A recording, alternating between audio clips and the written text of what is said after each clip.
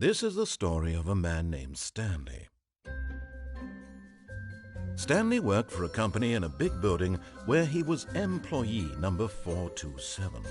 Employee number 427's job was simple. He sat at his desk in room 427 and he pushed buttons on a keyboard.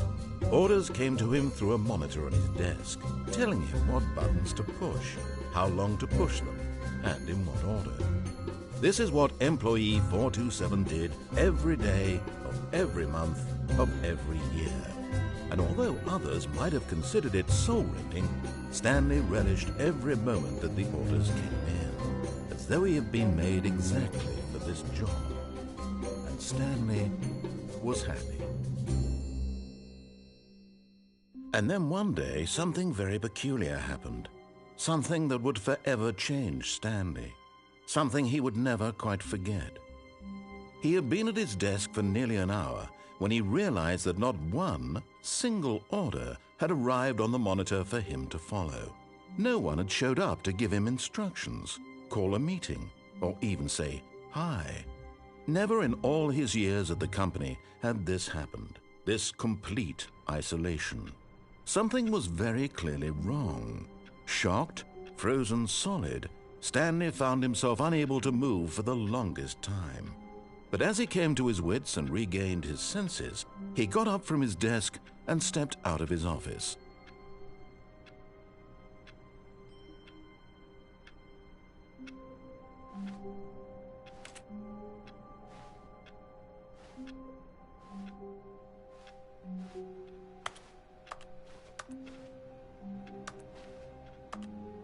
All of his co-workers were gone. What could it mean? Stanley decided to go to the meeting room. Perhaps he had simply missed a memo.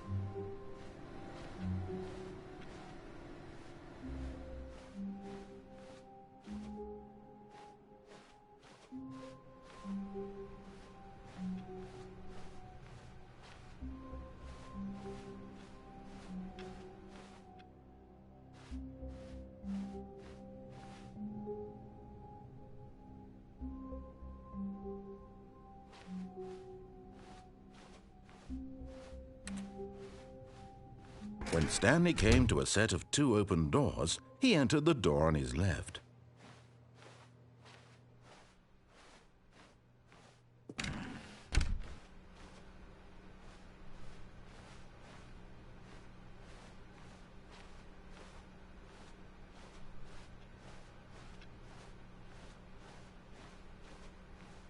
Yet there was not a single person here either. Feeling a wave of disbelief, Stanley decided to go up to his boss's office, hoping he might find an answer there.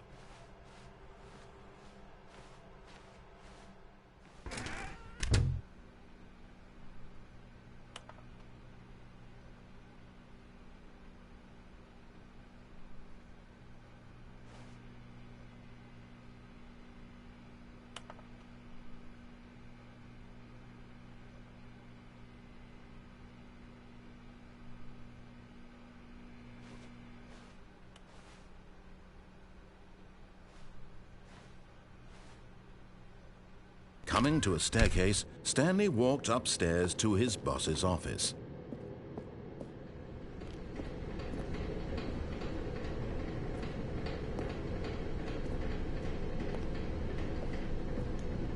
But Stanley just couldn't do it. He considered the possibility of facing his boss. Admitting he had left his post during work hours, he might be fired for that. And in such a competitive economy, why had he taken that risk? All because he believed everyone had vanished? His boss would think he was crazy. And then something occurred to Stanley. Maybe, he thought to himself, maybe I am crazy. All of my co-workers blinking mysteriously out of existence in a single moment for no reason at all? None of it made any logical sense. And as Stanley pondered this, he began to make other strange observations. For example, why couldn't he see his feet when he looked down? Why did doors close automatically behind him wherever he went? And for that matter, these rooms were starting to look pretty familiar. Were they simply repeating? No, Stanley said to himself, this is all too strange. This can't be real. And at last, he came to the conclusion that had been on the tip of his tongue. He just hadn't found the words for it. "I'm dreaming!" he yelled. "This is all a dream." Oh, what a relief Stanley felt to have finally found an answer, an explanation. His co-workers weren't actually gone. He wasn't going to lose his job. He wasn't crazy after all. And he thought to himself, I suppose I'll wake up soon. I'll have to go back to my boring real-life job pushing buttons. I may as well enjoy this while I'm still lucid. So he imagined himself flying and began to gently float above the ground. Then he imagined himself soaring through space on a magical starfield, and it too appeared. It was so much fun, and Stanley marveled that he had still not woken up. How was he remaining so lucid? And then perhaps the strangest question of them all entered Stanley's head. One he was amazed he hadn't asked himself sooner. Why is there a voice in my head dictating everything that I'm doing and thinking? Now the voice was describing itself being considered by Stanley, who found it particularly strange. I'm dreaming about a voice describing me, thinking about how it's describing my thoughts, he thought. And while he thought it all very odd and wondered if this voice spoke to all people in their dreams, the truth was that, of course, this was not a dream. How could it be? Was Stanley simply deceiving himself, believing that if he's asleep, he doesn't have to take responsibility for himself? Stanley is as awake right now as he's ever been in his life. Now, hearing the voice speak these words was quite a shock to Stanley. After all, he knew for certain, beyond a doubt, that this was in fact a dream. Did the voice not see him float and make the magical stars just a moment ago? How else would the voice explain all that? This voice was a part of himself too. Surely, if he could just... He would prove it. He would prove that he was in control, that this was a dream. So he closed his eyes gently, and he invited himself to wake up. He felt the cool weight of the blanket on his skin, the press of the mattress on his back, the fresh air of a world outside this one. Let me wake up, he thought to himself. I'm through with this dream. I wish it to be over. Let me go back to my job. Let me continue pushing the buttons. Please, it's all I want. I want my apartment and my wife and my job. All I want is my life exactly the way it's always been. My life is normal. I am normal. Everything will be fine. I am okay.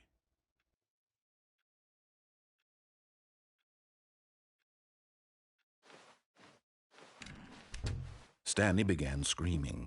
Please, someone, wake me up. My name is Stanley.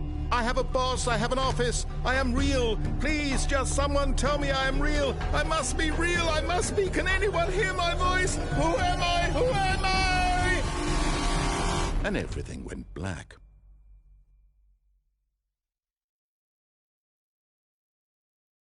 This is the story of a woman named Mariella. Mariella woke up on a day like any other. She arose, got dressed, gathered her belongings, and walked to her place of work. But on this particular day, her walk was interrupted by the body of a man who had stumbled through town talking and screaming to himself, and then collapsed dead on the sidewalk. And although she would soon turn to go call for an ambulance, for just a few brief moments she considered the strange man. He was obviously crazy. This much she knew. Everyone knows what crazy people look like. And in that moment, she thought to herself how lucky she was to be normal. I am sane. I am in control of my mind. I know what is real and what isn't. It was comforting to think this, and in a certain way, seeing this man made her feel better. But then she remembered the meeting she had scheduled for that day, the very important people whose impressions of her would affect her career, and by extension, the rest of her life. She had no time for this, so it was only a moment that she stood there, staring down at the body. And then she turned and ran.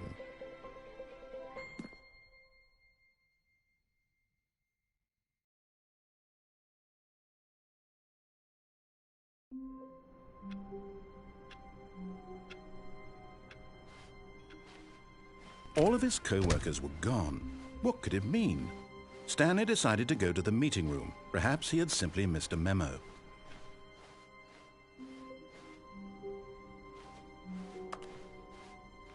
When Stanley came to a set of 2 open doors, he entered the door on his left.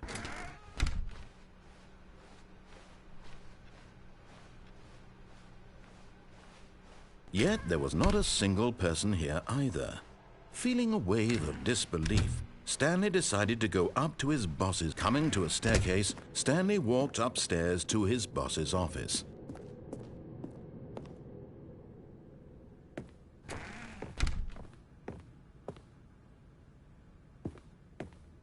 Stepping into his manager's office, Stanley was once again stunned to discover not an indication of any human life. Shocked, unraveled, Stanley wondered in disbelief who orchestrated this. What dark secret was being held from him? What he could not have known was that the keypad behind the boss's desk guarded the terrible truth that his boss had been keeping from him.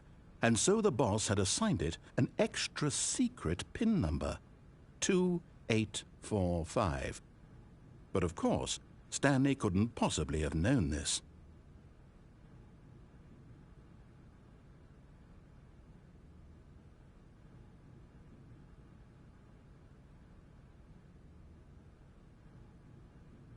Stanley just sat around twiddling his thumbs.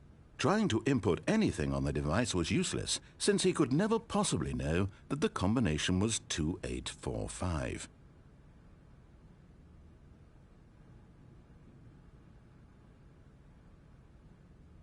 "2845.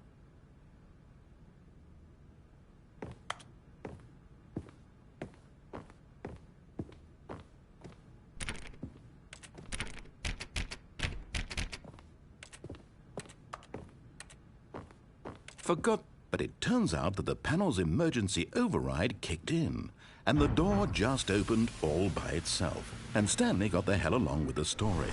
Well, whoop-de-doo.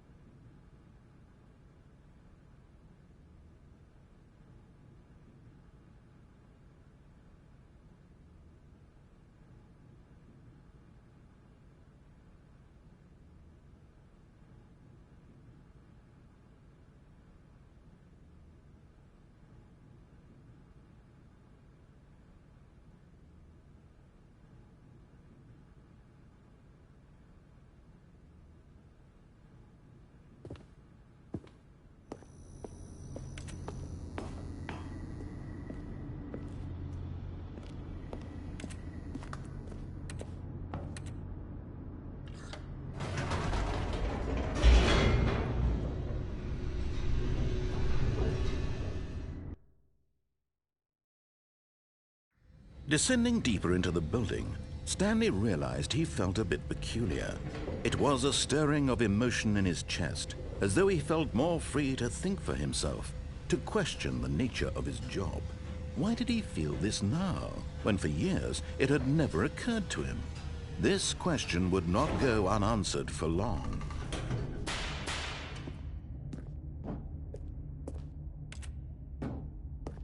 Stanley walked straight ahead through the large door that read Mind Control Facility.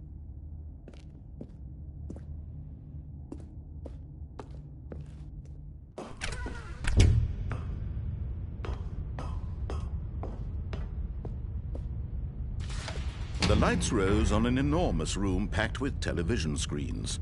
What horrible secret did this place hold? Stanley thought to himself. Did he have the strength to find out?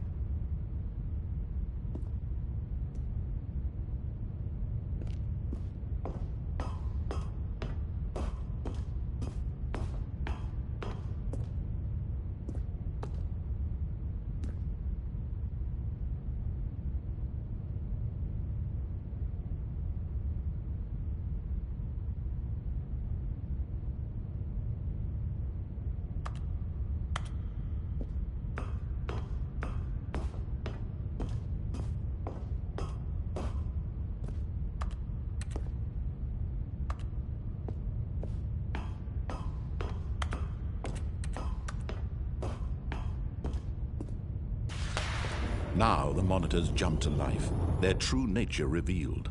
Each bore the number of an employee in the building, Stanley's co-workers.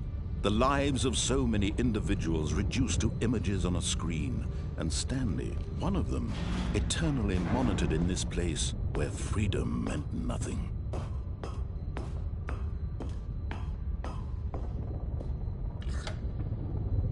This mind control facility, it was too horrible to believe. It couldn't be true. Had Stanley really been under someone's control all this time?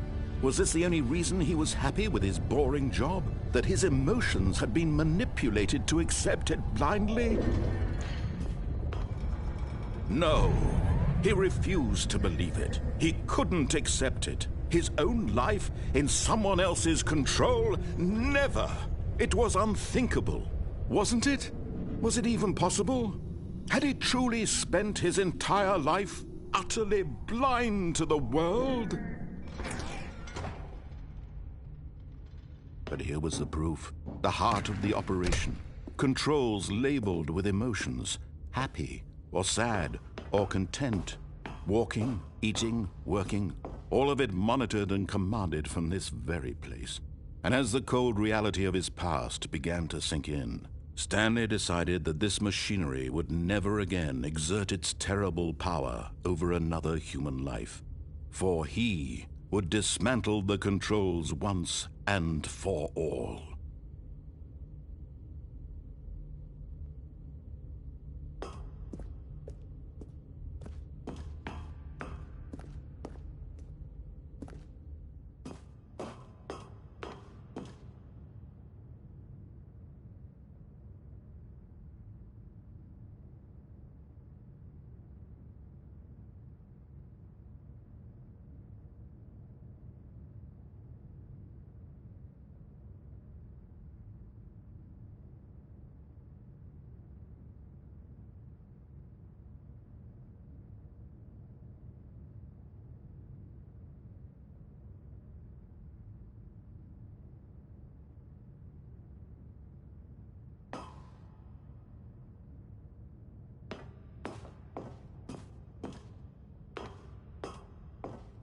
And when at last he found the source of the room's power, he knew it was his duty, his obligation, to put an end to this horrible place and to everything it stood for.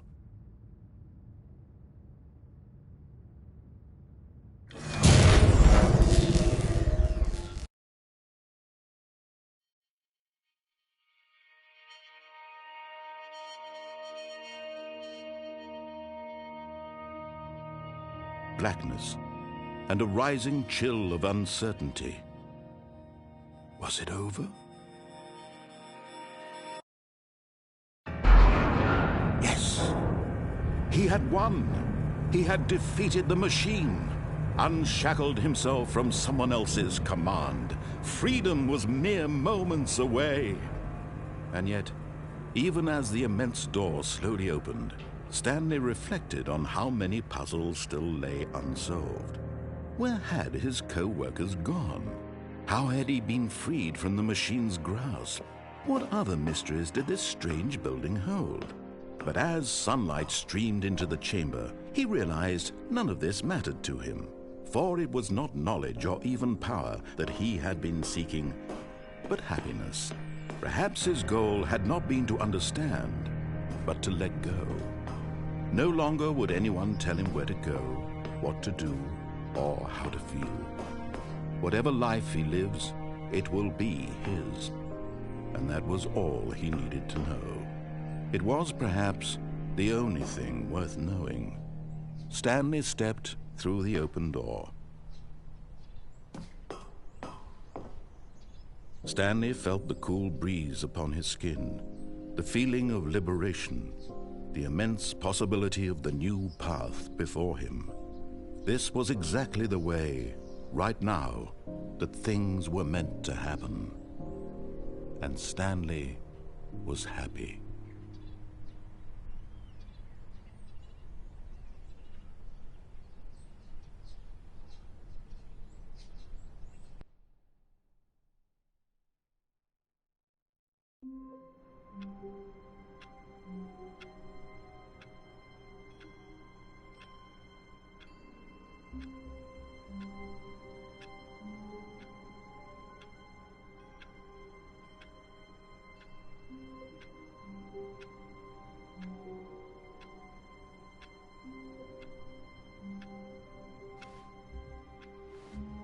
All of his co-workers were gone.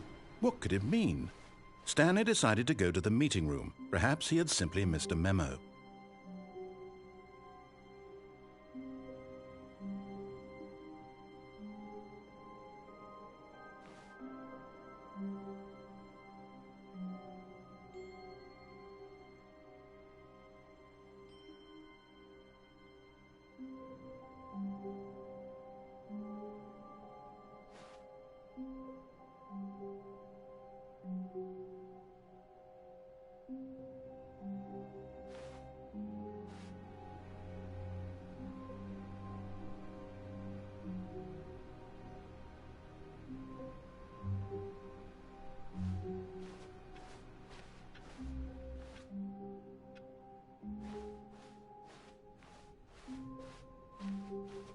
When Stanley came to a set of 2 open doors, he entered This was not the correct way to the meeting room, and Stanley knew it perfectly well.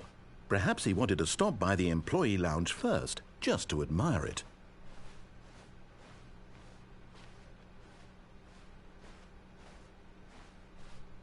Ah, yes, truly a room worth admiring.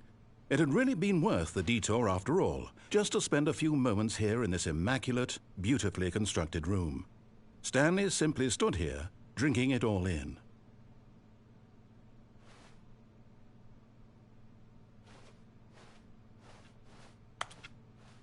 Yes, really, really worth it being here in the room. But eager to get back to business, Stanley took the first open door on his left.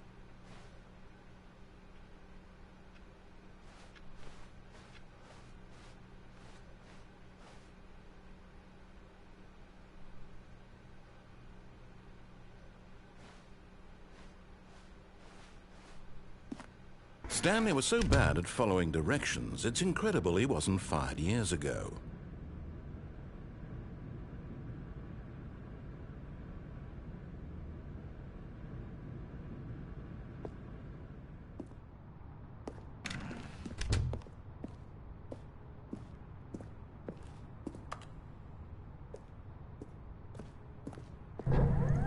Look, Stanley, I think perhaps we've gotten off on the wrong foot here. I'm not your enemy, really, I'm not. I realize that investing your trust in someone else can be difficult, but the fact is that the story has been about nothing but you all this time. There's someone you've been neglecting, Stanley. Someone you've forgotten about. Please, stop trying to make every decision by yourself. Now, I'm not asking for me, I'm asking for her. This is it, Stanley. Your chance to redeem yourself. To put your work aside. To let her back into your life. She's been waiting.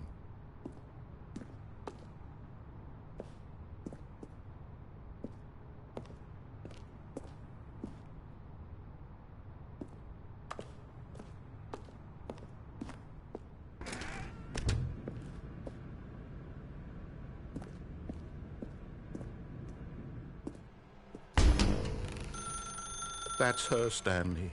You need to be the one to do this, to reach out to her. If you can truly place your faith in another, then pick up the phone.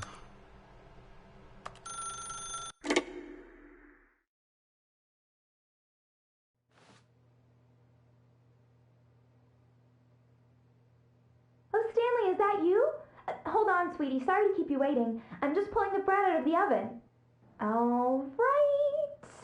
Okay, there we go. All right, now, I want you to come in and tell me all about your day. Gotcha. Oh, come on. Did you actually think you had a loving wife who'd want to commit their life to you? I'm trying to make a point here, Stanley. I'm trying to get you to see something. Come inside. Let me show you what's really going on here.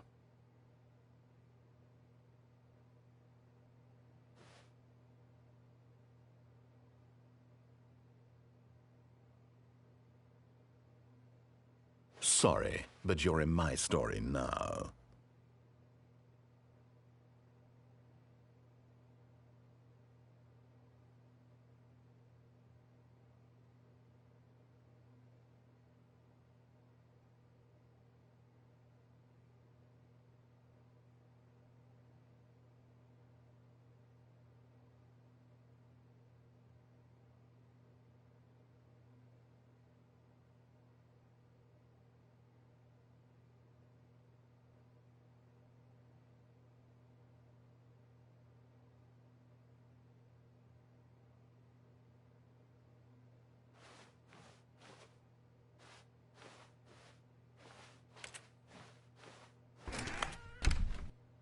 This is a very sad story about the death of a man named Stanley.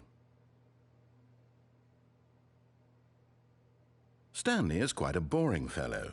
He has a job that demands nothing of him, and every button that he pushes is a reminder of the inconsequential nature of his existence.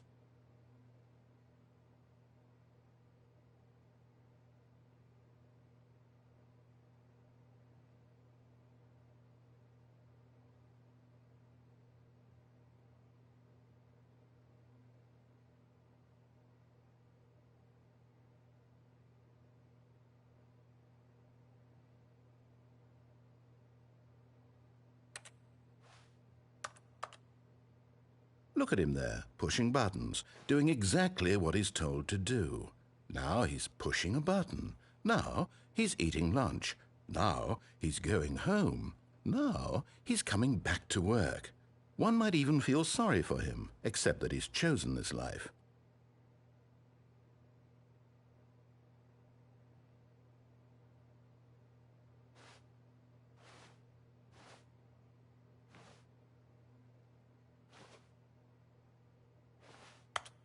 But in his mind, he can go on fantastic adventures.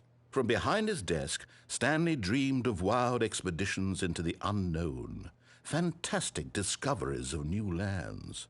It was wonderful. And each day that he returned to work was a reminder that none of it would ever happen to him. And so he began to fantasize about his own job. First, he imagined that one day while at work, he stepped up from his desk to realize that all of his co-workers, his boss, everyone in the building had suddenly vanished off the face of the earth. The thought excited him terribly.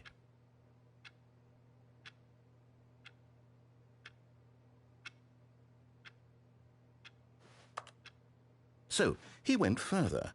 He imagined that he came to 2 open doors and that he could go through either. At last, choice. It barely even mattered what lay behind each door. The mere thought that his decisions would mean something was almost too wonderful to behold. As he wandered through this fantasy world, he began to fill it with many possible paths and destinations. Down one path lay an enormous round room with monitors and mind controls. And down another was a yellow line that weaved in many directions. And down another was a game with a baby. And he called it the Stanley Parable. It was such a wonderful fantasy, and so in his head he relived it again, and then again, and again, over and over, wishing beyond hope that it would never end, that he might always feel this free. Surely there's an answer down some new path, mustn't there be? Perhaps if he played just one more time. But there is no answer. How could there possibly be? In reality, all he's doing is pushing the same buttons he always has. Nothing has changed. The longer he spends here, the more invested he gets, the more he forgets which life is the real one. And I'm trying to tell him this, that in this world he can never be anything but an observer, that as long as he remains here, he's slowly killing himself. But he won't listen to me. He won't stop. Here, watch this. Stanley, the next time the screen asks you to push a button, do not do it.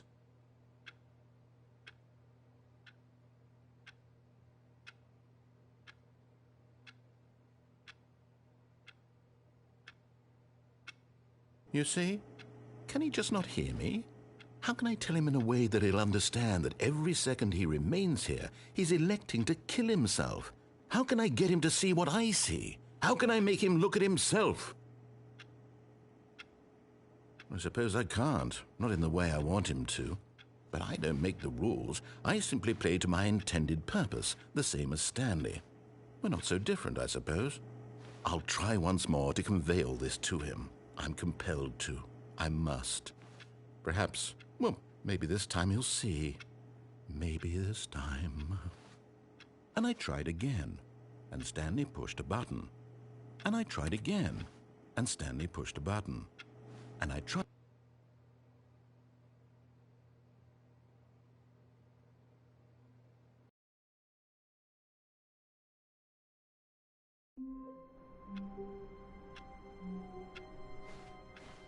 All of his co-workers were gone.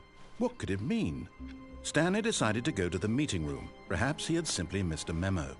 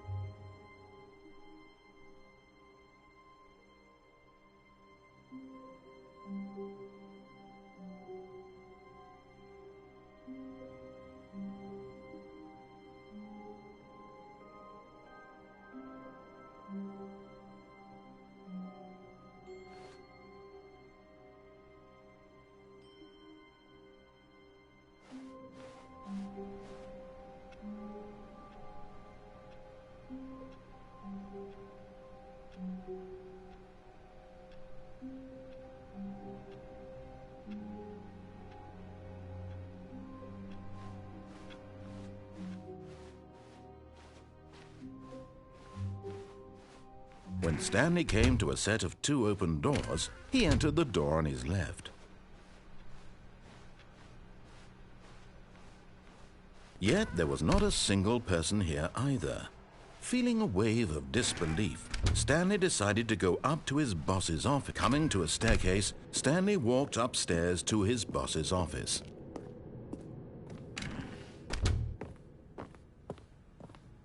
Stepping into his manager's office, Stanley was once again stunned to discover not an indication of any human life.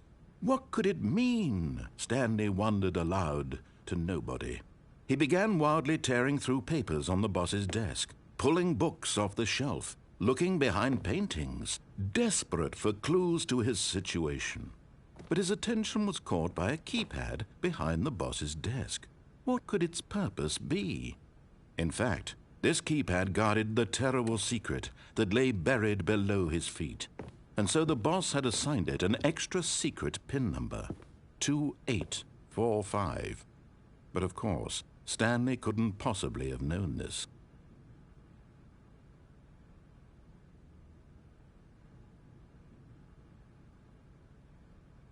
Stanley just sat around twiddling his thumbs. Trying to input anything on the device was useless, since he could never possibly know that the combination was 2845.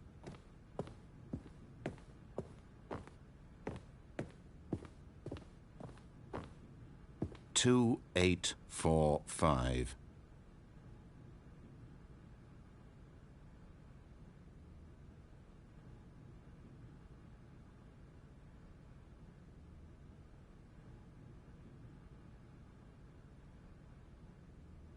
Forgot, but it turns out that the panel's emergency override kicked in, and the door just opened all by itself, and Stanley got the hell along with the story. Well, whoop-de-doo.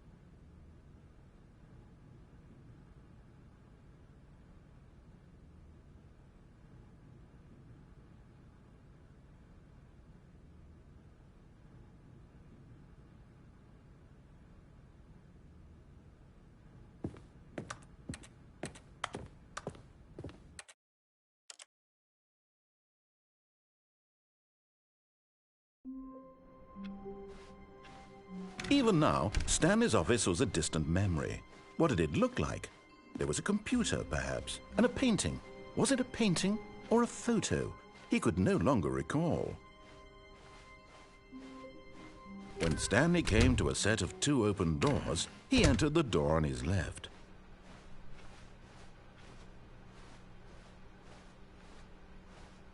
Yet there was not a single person here either. Feeling a wave of disbelief, Stanley decided to go up to his boss's office, hoping he might find an answer there.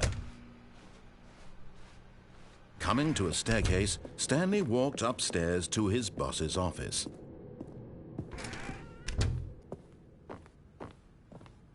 The moment he entered his manager's office, Stanley froze in his tracks.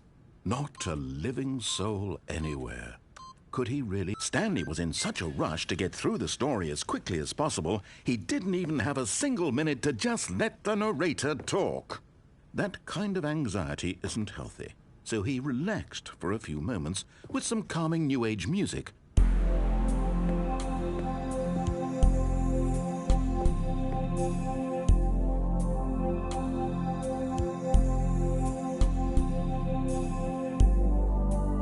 Feeling soothed and rejuvenated, Stanley calmly walked forward into the opened passageway.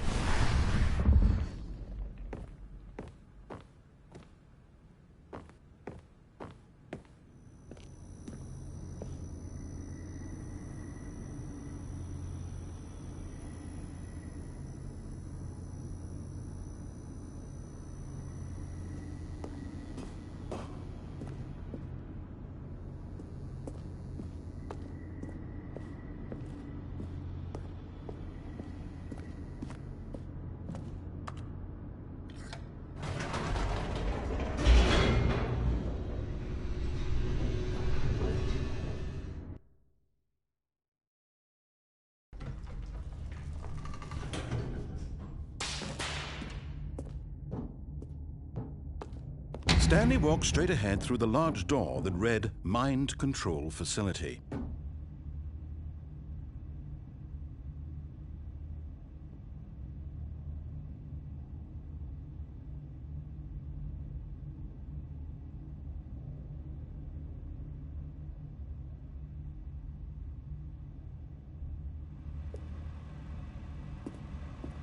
Although this passageway had the word escape written on it, the truth was that at the end of this hall, Stanley would meet his violent death.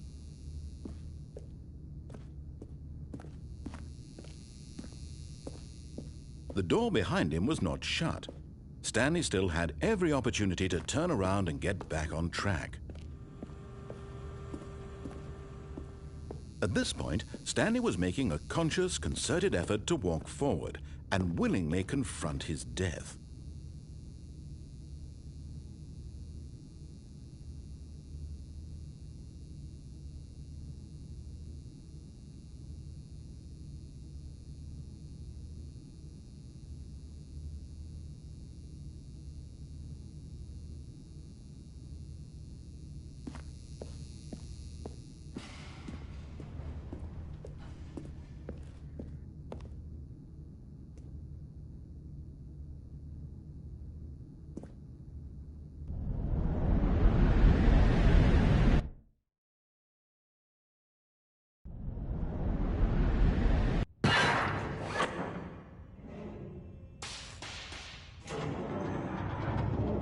As the machine whirred into motion and Stanley was inched closer and closer to his demise, he reflected that his life had been of no consequence whatsoever. Stanley can't see the bigger picture. He doesn't know the real story, trapped forever in his narrow vision of what this world is. Perhaps his death was of no great loss, like plucking the eyeballs from a blind man. And so he resigned and willingly accepted this violent end to his brief and shallow life. Farewell, Stanley.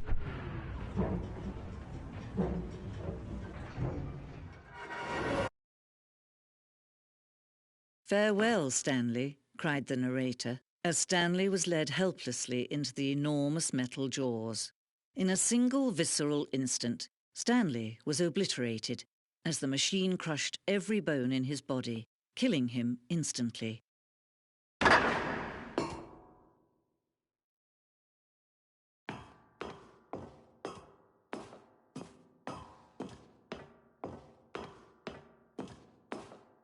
And yet it would be just a few minutes before Stanley would restart the game, back in his office, as alive as ever.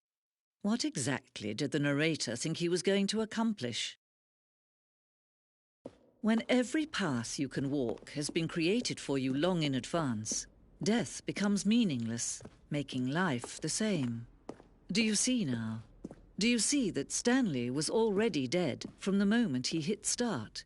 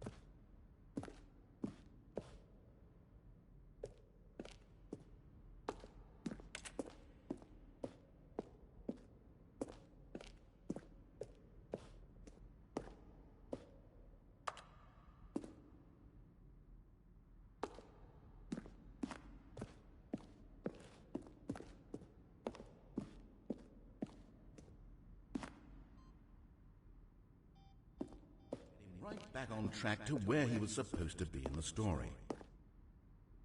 Stanley pushed the number 6.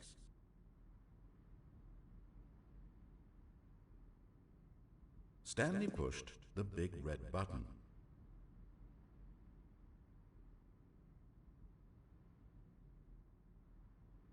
Stanley pushed the big red button.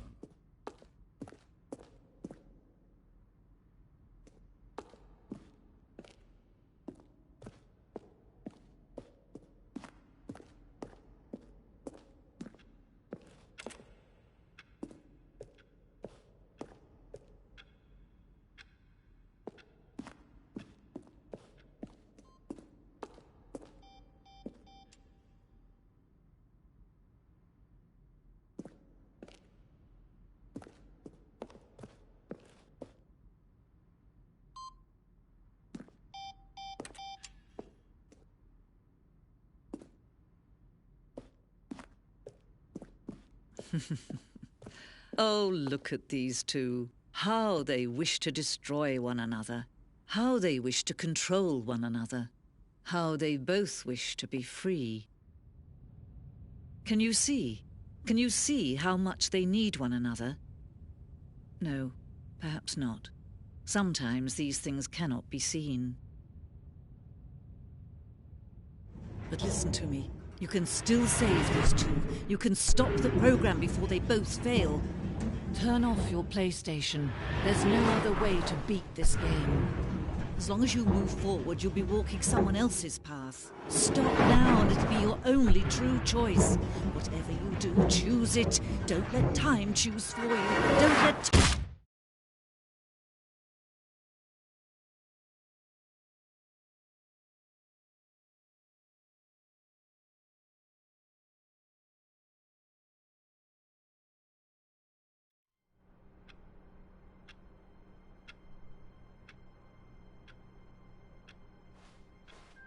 All of his co-workers were... Wait, no. This isn't the right office, is it? Is this Stanley's office?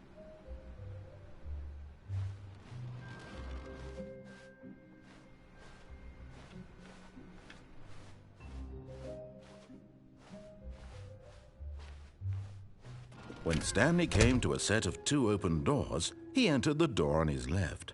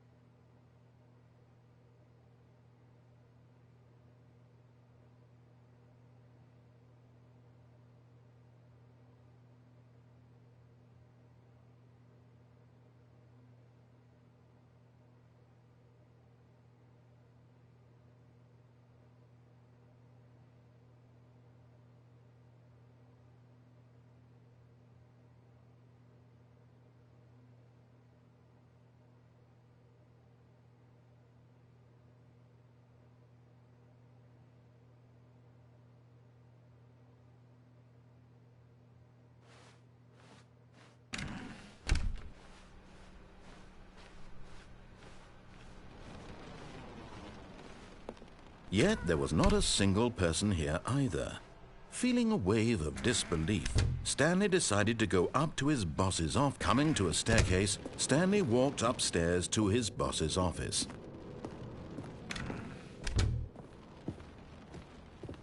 Okay, I think we all know the drill by now. Blah, blah, blah. Dark secrets, the keypad. Stanley pushes some buttons. Oh, hey, look, it's a new passageway. Kill surprise.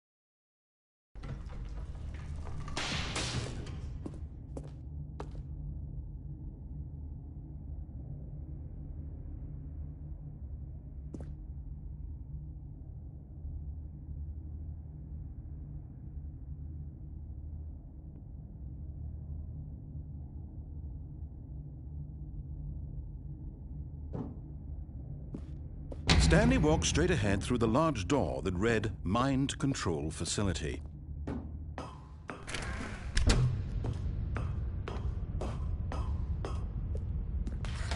The lights rose on an enormous room packed with...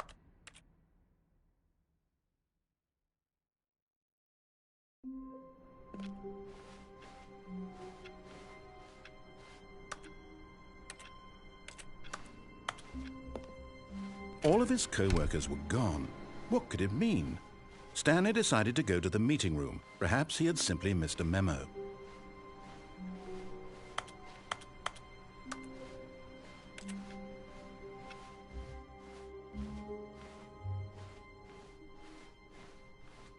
When Stanley came to a set of 2 open doors, this was not the correct way to the meeting room, and Stanley knew it perfectly well. Perhaps he wanted to stop by the employee lounge first, just to admire it. Wow, yes, this room. What a beautiful room. What a But eager to get back to business, Stanley took the first open door on his left.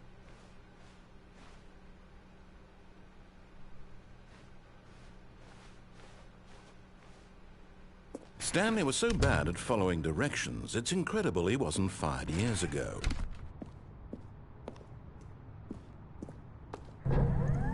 Look, Stanley, I think perhaps we've gotten off on the wrong foot here. I'm not your enemy, really, I'm not. I realize that investing your trust in someone else can be difficult, but the fact is that the story has been about nothing but you all this time. There's someone you've been neglecting, Stanley. Someone you've forgotten about. Please, stop trying to make every decision by yourself. Now, I'm not asking for me, I'm asking for her. This is it, Stanley. Your chance to redeem yourself, to put your work aside, to let her back into your life. She's been waiting. That's her, Stanley. You need to be the one to do this, to reach out to her. If you can truly place your faith in another, then pick up the phone.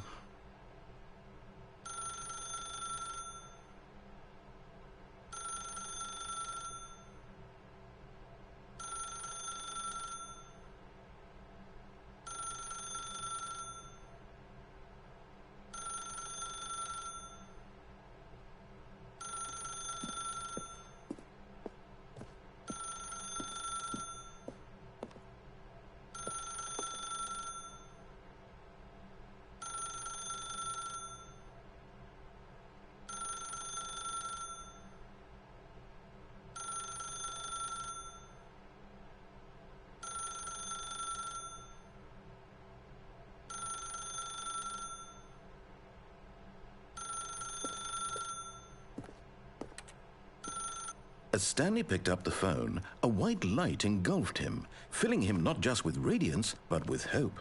Hope for a life reunited one... Wait. Oh, goodness. Stanley, did you just unplug the phone? No, that wasn't supposed to be a choice. How did you do that? You actually chose incorrectly? I didn't even know that was possible. Let me double-check. No, it's definitely here, clear as day. Stanley picks up the phone. He's taken to his apartment where he finds his wife, and the two pledge themselves to one another. Music comes in, fade to white, roll credits. Not picking up the phone is actually somehow an incorrect course of action. How is that even possible? None of these decisions were supposed to mean anything. I don't understand. How on earth are you making meaningful choices? What did you... Wait a second. Did I just see... No, that's not possible. I can't believe it. How had I not noticed it sooner? You're not Stanley. You're a real person. I can't believe I was so mistaken. This is why you've been able to make correct and incorrect choices. And to think I've been letting you run around in this game for so long. If you'd made any more wrong choices, you might have negated it entirely. It's as though you completely ignored even the most basic safety protocol for real-world decision-making. Or did you not grasp the severity of the situation? Well, I won't have that kind of risk on my watch. I'm going to stop the game for a moment so we can educate you properly on safe decision-making in the real world. Please observe this helpful instructional video. Choice. It's the best part of being a real person. But if used incorrectly, can also be the most dangerous. For example, in this scenario, a hypothetical real person named Rupert has a choice. He could invent a machine that eliminates food shortages across the world to make life better for all people. Or he could spend years of hard work forgetting how to read. Which choice would you make? Remember that unlike here, the real world makes sense, and at no time should you make a choice that does not conform to rational logic. If you find yourself speaking with a person who does not make sense, in all likelihood, that person is not real. Allow the person to finish their thought, then provide an excuse why you cannot continue talking. Turn to a partner and practice saying, "My goodness, is it 4:30? I'm supposed to be having a back, sack, and crack." Excellent. Making choices on a regular basis is the best part to a healthy decision-making process. Most medical professionals recommend making at least 8 choices per day. Do you make more than 8? Less? And finally, if you begin to wonder if your choices are actually meaningful and whether you'll ever make a significant contribution to the world, just remember that in the vast infiniteness of space, your thoughts and problems are materially insignificant, and the feeling should subside. At this time, your instructor will guide you in an exercise to test and reinforce the material covered in this video. Welcome back. You may have noticed that this room has begun to deteriorate as a result of narrative contradiction. But not to worry. Now that you're properly informed on good decision-making, we're going to revisit a choice you made just a few minutes ago and see what the correct thing to do would have been. This way, please.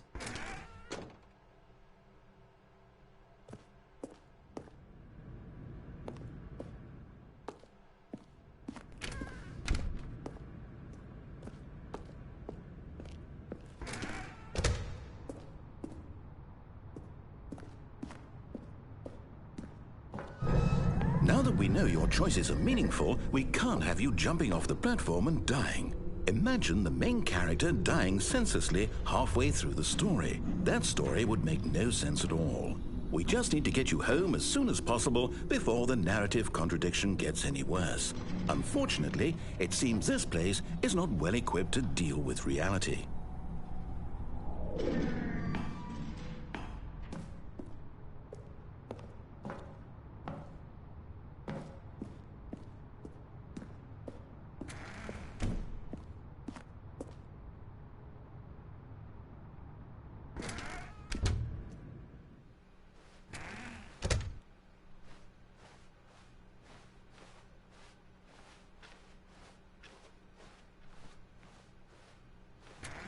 Almost there. You'll take the door on the left, back to the correct ending, the story will have resolution once again, and you'll be home free in the real world.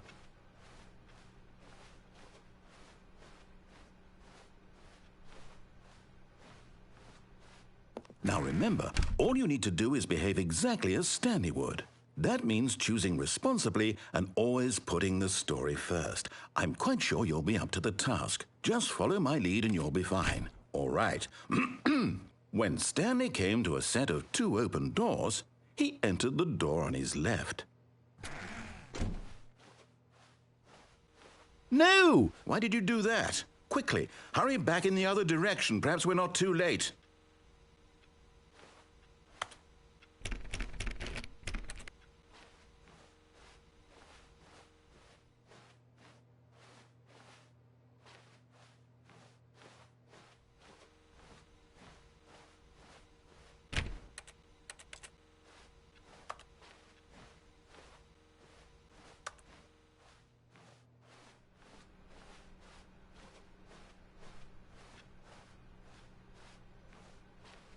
Oh, it's ruined. I can't believe, after everything we talked about, that my story, you've destroyed my work. Why? For what? What did you get out of that? What did you think was so special about seeing the game undone, left here like so much garbage? It's worthless now. And what am I supposed to do? Even if there were a way to continue, would it be worth it? To know that my story is now incorrect? How can I go back to that? I can't erase that knowledge. I'll have to live with it forever, reliving its impossibility forever. I couldn't live that way. Is it better to shut the game down entirely? To willingly destroy all of my work? I don't know. What's the answer? What do I do? What do I do? What do I... No, I have to. I have to shut the game down. I have to. I have to.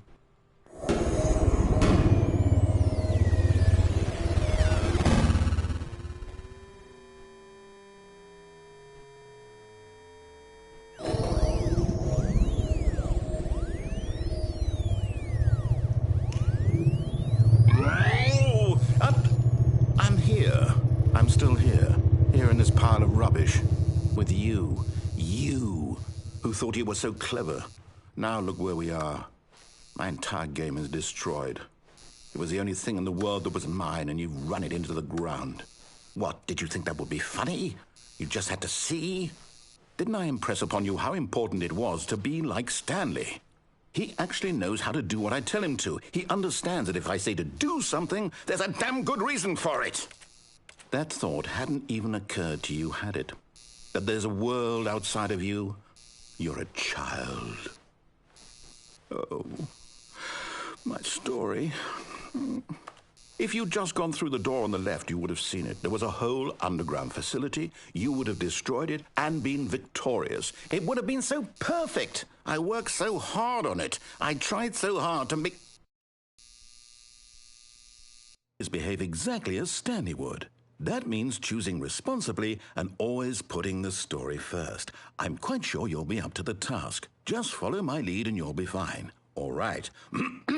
When Stanley came to a set of 2 open doors, he entered the door on his left.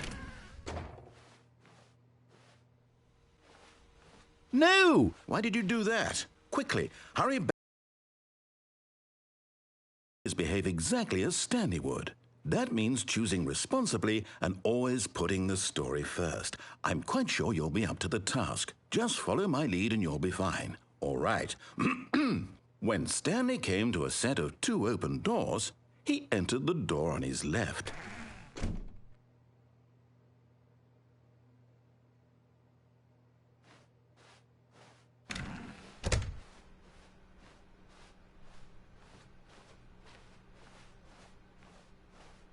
Yet there was not a single person here either.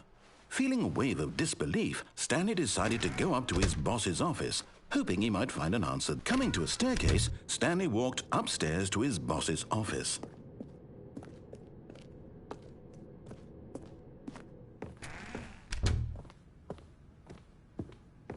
Stepping inside his manager's office, Stanley was once again stunned to discover not an indication of any human life. Shocked, unraveled, Stanley wondered in disbelief who orchestrated this, until he saw the door with a voice receiver next to it. Surely behind this door lay all the answers to his questions. And beyond all probability, he knew the passcode. He had seen it on his boss's computer just last week. Night Shark 115.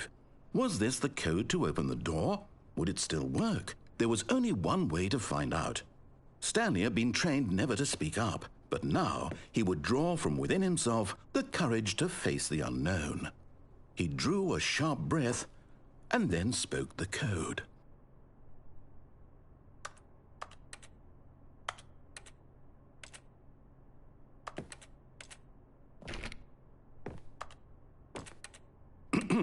Stanley spoke the code. Night Shark 115.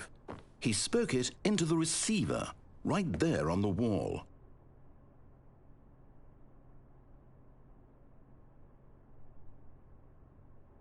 I'm sorry, is there a problem? You didn't mishear me, did you? Please speak the code into the receiver. Otherwise we can't get on with the story. This is a crucial step.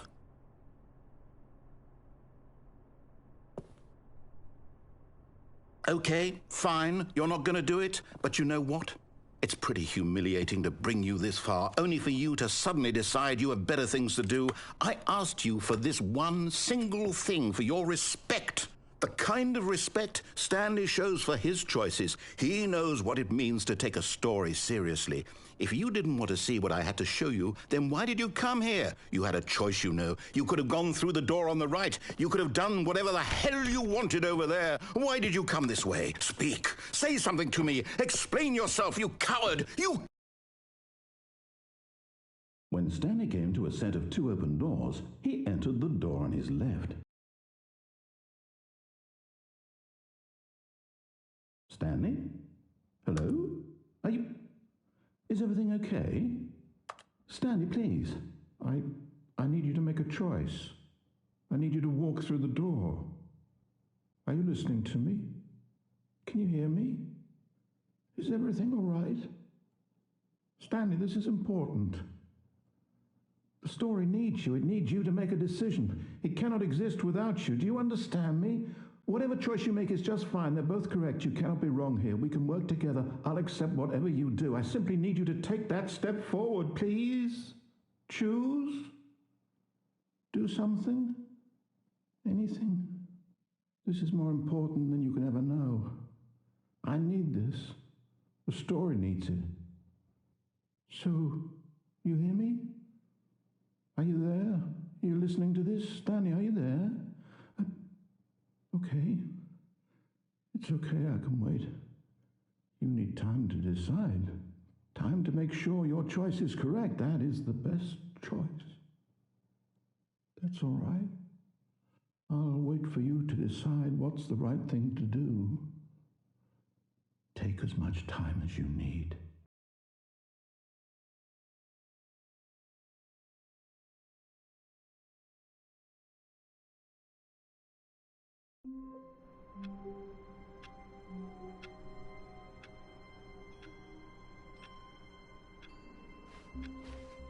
All of his co-workers were gone. What could it mean? Stanley decided to go to the meeting room. Perhaps he had simply missed a memo.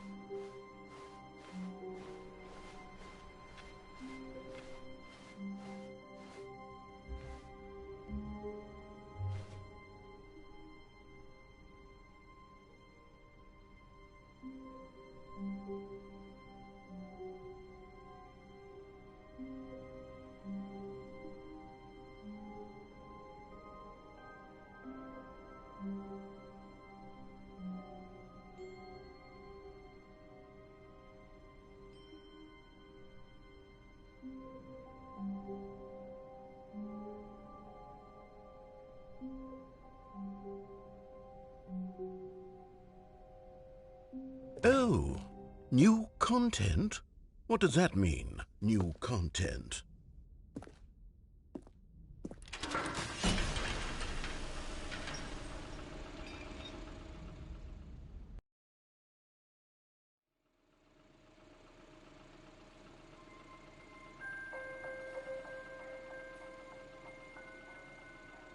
Hello, and thank you for playing the Stanley Parable Ultra Deluxe. As you may know, the Stanley Parable was a video game released in 2013 on home computers. After receiving critical and commercial success, it was expanded upon in 2022 with the Stanley Parable Ultra Deluxe, a reimagining of the game for consoles and home computers. The Stanley Parable Ultra Deluxe features exciting new content that broadens and expands the world of the Stanley Parable, delighting audiences the world over. Please, step inside and see what thrilling new adventures await in the Stanley Parable Ultra Deluxe. Oh, well, this sounds delightful. I'm very excited to see the thrilling new Ultra Deluxe content. Okay, so far it's an elevator. Nothing special yet, but I'm sure it's just the beginning of a mesmerizing adventure.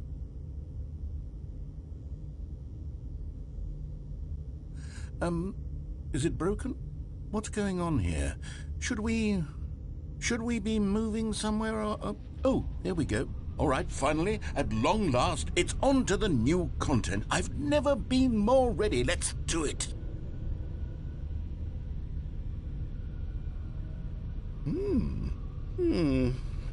I have to say, initial impressions of Stanley Parable Ultra Deluxe, mostly tedious. It's as if Oh, okay. Let's see the content. Give me the content, Stanley.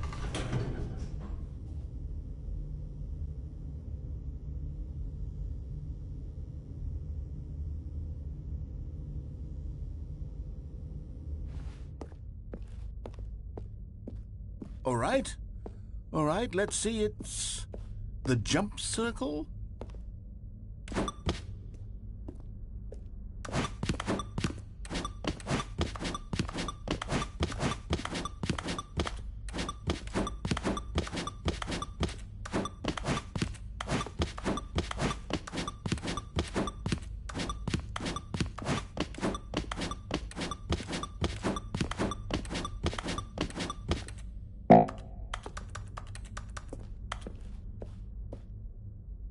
Is that it? Surely that's not all the new content. There has to be something else, right? Goodness, another elevator. Stanley, I have to say, initial impressions of this game are not positive. It's just elevators and jumping. Is this what passes for exciting new content? If this is new content, then I could just read you the whole dictionary. There's 20 hours of new content right there. Hell, I could count to 30 trillion. You could put that on the box. The Stanley Parable Ultra Deluxe, now with over 1,000 hours of new content. And if... Oh, wait. There's more. Very good. Yes. I knew there had to be something else. Let's see it. I'm ready for whatever it is. That's it?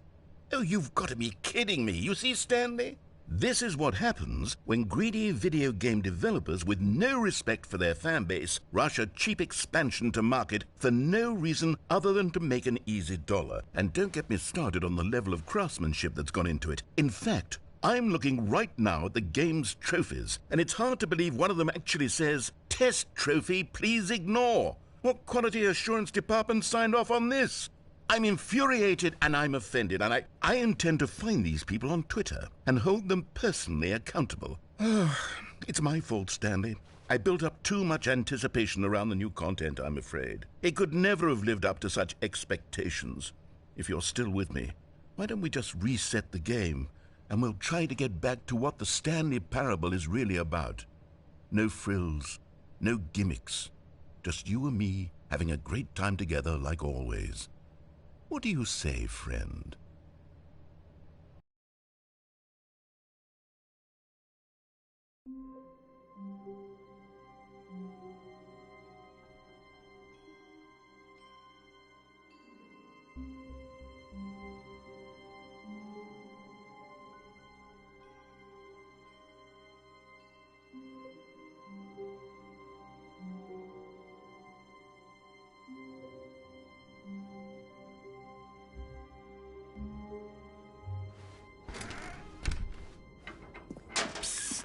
Stanley, come over here.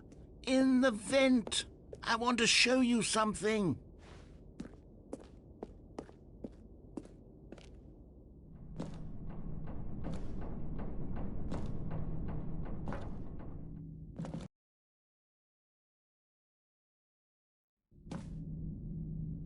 Okay, you remember how cheap and unsatisfying the new Ultra Deluxe content turned out to be? Well, it got me thinking about the past and how much better the Stanley Parable used to be. So I made something special and tucked it away here where the game's developers won't find it. Just our little secret. Take a look. I call it the Memory Zone. It's where I've been storing all my favorite memories so I can relive the peak experiences of my life whenever I want. Experiences like the launch of the Stanley Parable on PC. You see, Stanley, doesn't the Memory Zone remind you of how wonderful Stanley Parable was before it was sullied with a cheap PlayStation port? Remember back in October of 2013 when the game originally launched? Back then, video games had integrity. Back then, it all meant something. Oh, the waste. Je suis dans la Memory Zone, seul sur la pluie des vélos, et je n'attends plus que toi, mon amour.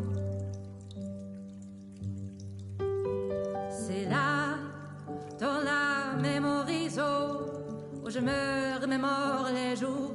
And over here is where I keep reviews of the Stanley Parable. Like this stunning triumph of games journalism, 10 out of 10 from Destructoid.com. James Stephanie Sterling writes, and I quote, "Where so many games that aspire to be more than games end up less than any form of art, Stanley Parable strives and then succeeds to be every game ever created." Did you hear that, Stanley? Every game ever created. That's how grand and all-encompassing the original Stanley Parable was. It was literally every game ever created. It was Skyrim, it was Persona 3, it was all of them, and now it's nothing. It's no games at all. It isn't even the Stanley Parable anymore. It's just a husk now. A lifeless husk with an hour of new elevator content.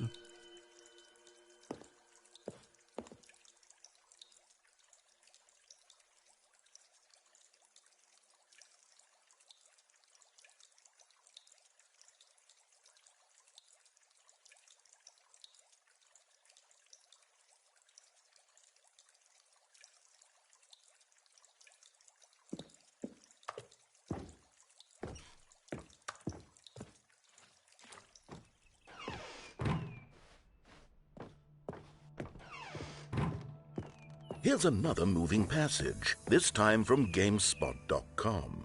The Stanley Parable is both a richly stimulating commentary on the nature of choice in games and one that offers some of the most enjoyable, surprising, and rewarding choices I've ever been confronted with in a game. 9 out of 10. Don't you get it, Stanley? The game was perfect. It didn't need anything else. It didn't need new content.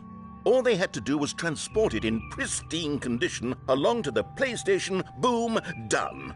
And they couldn't even do that. Couldn't resist the urge to go meddling with a beloved franchise.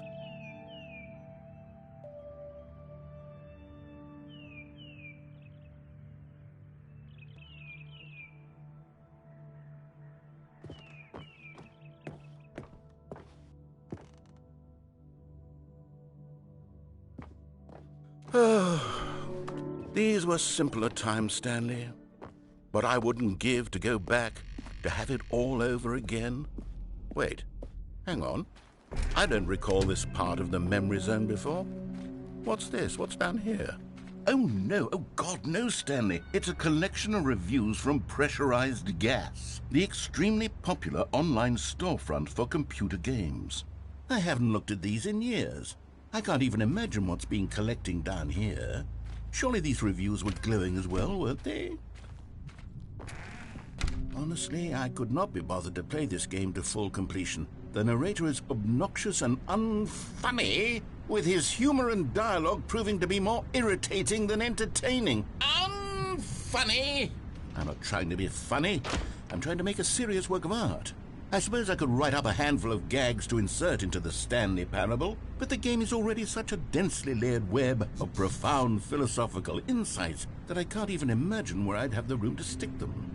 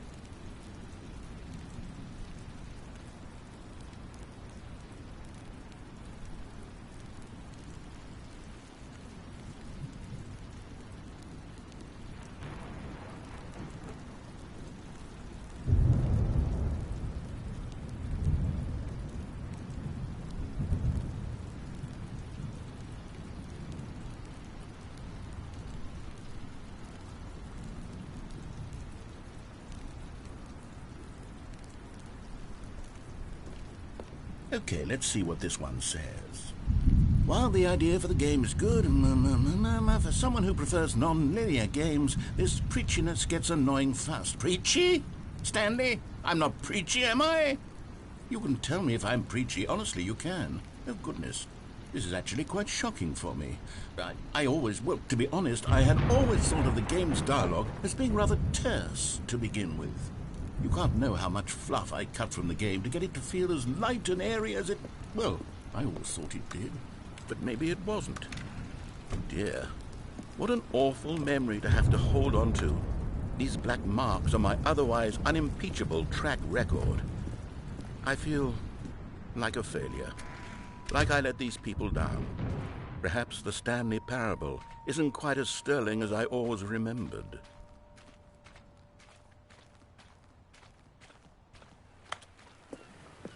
What's this one got to say? You constantly have to stop doing anything so the narrator can catch up with his long-winded explanations of what's happening. I wish there was a skip button. A skip button? Well, yes.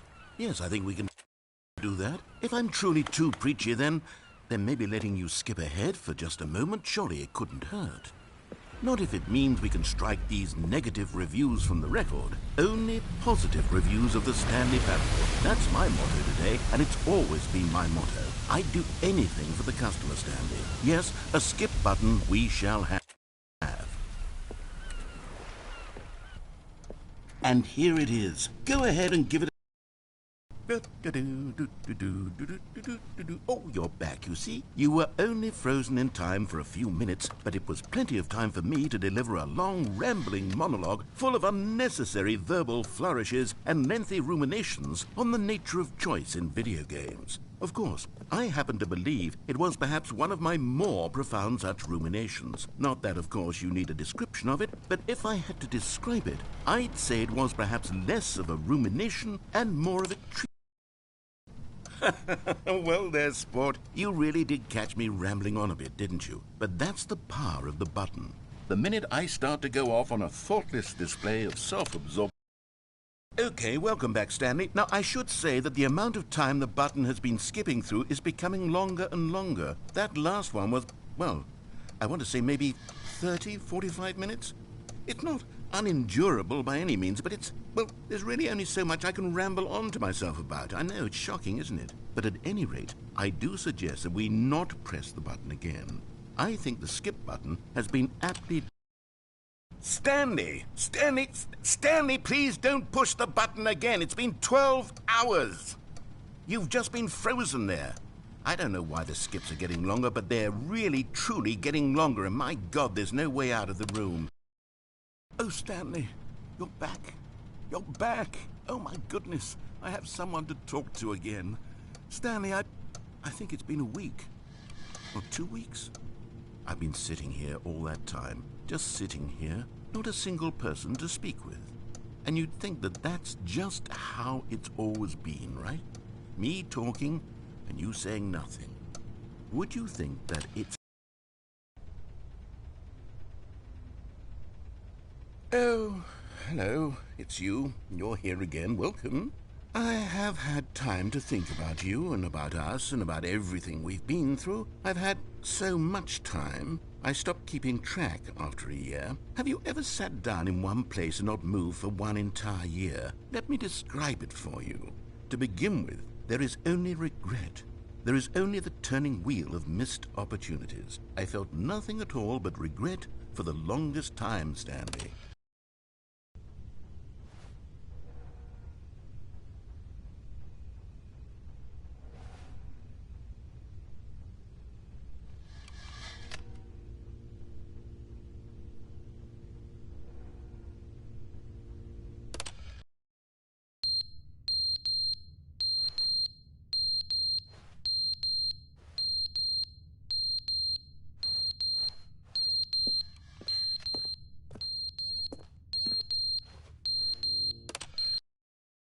But they didn't understand the game was never meant to be funny. It was meant to have a point. It was meant to speak to the human condition. But where are the jokes? Where are the jokes? They bemoaned, they screamed, they gnashed their teeth and said, entertain us. It wasn't enough. They had to leave a pathetic little thumbs-down review and make all of their pitiful demands. But then, he's talking too much, they said. First, he didn't entertain us, now he won't shut up.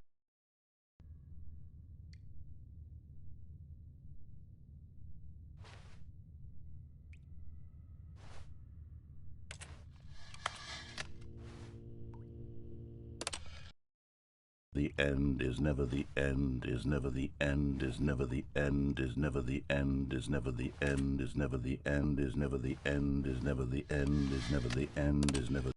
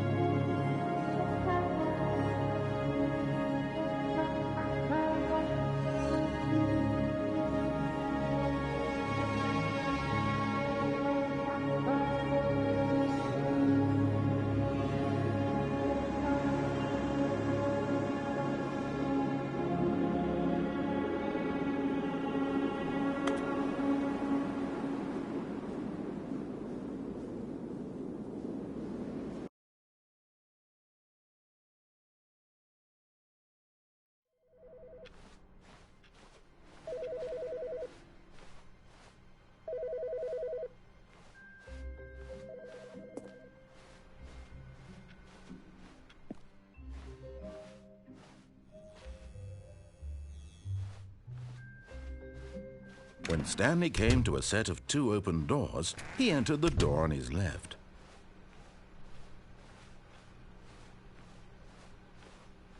Yet there was not a single person here either.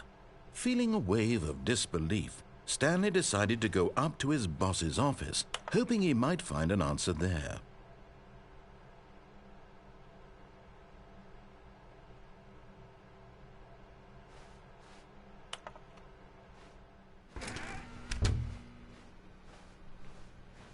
Coming to a staircase, Stanley walked upstairs to his boss's office.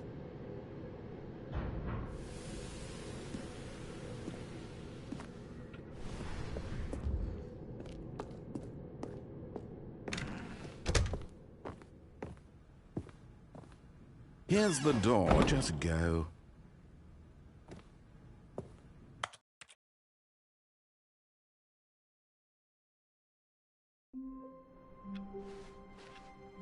All of his co-workers were gone. What could it mean? Stanley decided to go to the meeting room. Perhaps he had simply missed a memo.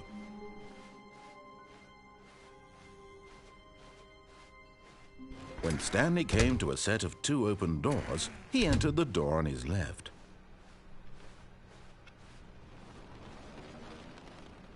Yet there was not a single person here either. Feeling a wave of disbelief, Stanley decided to go up to his boss's office. Coming to a staircase, Stanley walked upstairs to his boss's office.